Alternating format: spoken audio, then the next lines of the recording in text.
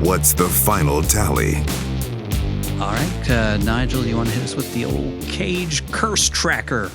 Yeah, we are back. Back and better than ever. Yeah. Sorry, my tracker was broken there for a second. Okay. So we had 12 curses in this movie, which is a return to form for what we are used to for most of these. Especially for a PG-13 movie. He usually curses quite a bit in the PG-13 way. So with that, we had 3 hells, 3 dams, 3 goddams, 1 shit, 1 ass, and 1 god. Yeah, so 12 total for this PG-13 movie. Like I said, we didn't get a fuck in there. Yeah. Maybe we did, but it wasn't him. So, it was cut when they made us switch it from an R-rated to a PG-13 movie. Maybe. Yeah, I don't know. That's a theory. That's one way of explaining away why half the scenes don't make sense because they had to cut it down to make it PG-13. Yep. Yeah, could be. I don't know why this would be an R-rated movie, but I mean, it basically must be for language, maybe violence when they show dead cockpit guy. I don't know. Yeah. Maybe when he's having sex with Pee Wee Herman in that one scene. Yeah. So that brings our total to 752 total curses. Right on. Runtime on this was mercifully 86 minutes, but it felt like it was like 3.5 hours. It's the slowest, most boring, most draining movie. I don't know what it is about this movie, but it was painful to watch. Yeah. But that ties it with Mom and Dad as like our shortest real movie because I don't really like Teen Titans is kind of not really like a movie like this, like a feature length live action movie. And then there was that Christmas Carol movie that sucked. And then there was Dark, which isn't a movie on several different levels. What are you talking about? That's but cinema history. Firebirds is tied with Mom and Dad for the shortest movie that we've ever done. Thank God we didn't have to sit through more of that. On Nudity, so there is technically for a split second a shot of Sean Young's breasts for like a millisecond. How like she goes over. God, I didn't see it. You really do have a thing for her. You broke that scene down frame by frame. I did not see it, but somebody called it out in the parents' guide. Okay, saying that a blink and you'll miss it shot of her breasts. I didn't see it, so I did not check. I did not count it. So I gotta find this. Mr. Skin. I did. I had a thing for Sean Young as a kid for sure. I don't know why. Maybe I just like those androgynous women. That's why I had to think for Pee Wee Herman when I was a kid. That's why I loved Pee Wee. I found it. You found it? Yeah, it's there. It's on aznude.com. So should I put it in? You could. I would count it. Yeah, we had to count it. Breast. Is there 1 or 2? It's 1.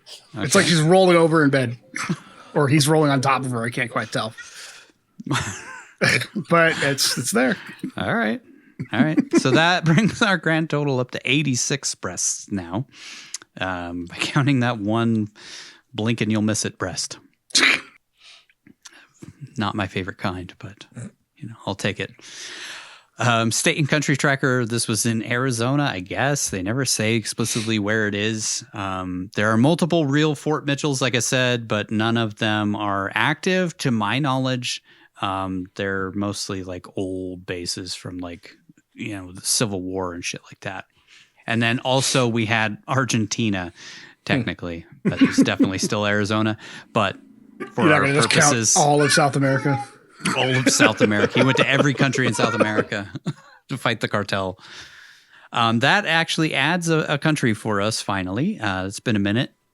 So that brings us up to 22 total countries. We sort of retracted Guam, but we still have the Arctic Circle, which kind of counts. And I don't know.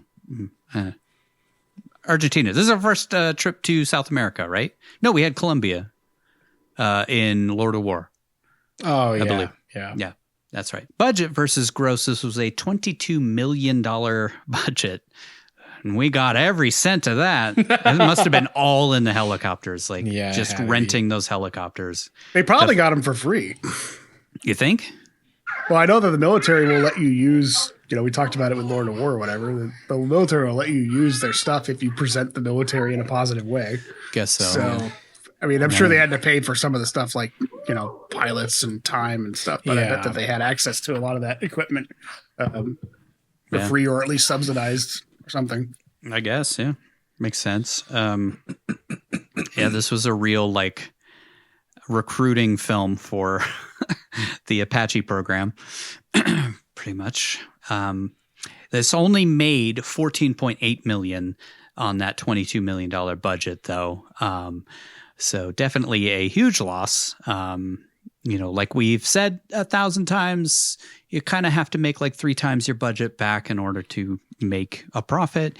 Hollywood math, though, you never make a profit anymore because they're just pocketing it all and paying themselves and setting up shell companies and all that kind of shit. So they don't have to pay actors or directors or writers or anything like that. I was surprised, though. This was a Disney movie. It was, yeah. Yeah, because I never realized that Touchstone Pictures was Disney's studio that they opened because they were getting low reception on their non-kid family movies because people were like, they just make family movies. So any movie they made that wasn't a family movie people weren't seeing it. Yeah. So look it up. Touchstone made a lot of movies.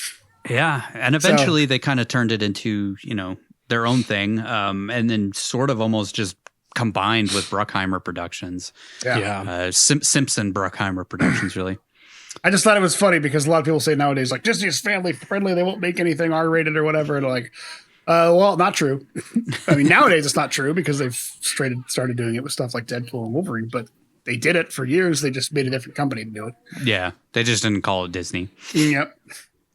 That brings our grand total up to $1.997.5 billion on the budget with a $4.730.9 billion gross. I believe in our next film, we're going to push over the $2 million budget, but I can't imagine Outcast making more than $12. So I don't think it made any money at all. On our top grossing, this is actually sandwiched in between Bringing Out the Dead and Wild at Heart. Damn. But relatively low overall. I think it's still not even in the lowest 20, but it's pretty low on our list in the grand scheme of things. And then on our ratings, this was our 11th PG-13 film, breaking our streak of R's that we've had for quite a while, giving a little more diversity to our rating tracker. And that leads us over to the Cage Kill Tracker. So he had one kill, the most important kill. He took out the Eric ultimate Stoltz. badass. Eric Stoltz died. Yeah, so he had that one kill because conveniently his gunner got injured and was unable to fire his fucking guns because he took a bullet to the arm. He couldn't fucking. Yeah, he got shot in the arm. He couldn't pull the trigger. Yeah, he couldn't pull the fucking trigger. So of course our hero has to do it. So he had the one kill, bringing our overall kill to 222, and unfortunately he survived this piece of shit. So we're still at 16 deaths. So we could see a Firebirds 2 at some point. Oh, God, please no. Firebirds Maverick. What was his call sign in this? Do you remember? No. Fuck. I don't remember. Did he even have one? I don't know. I don't think so. I think other people did, but I don't know if he ever did. Firebird shit bread. Shithead. Rapist. Firebird rapist.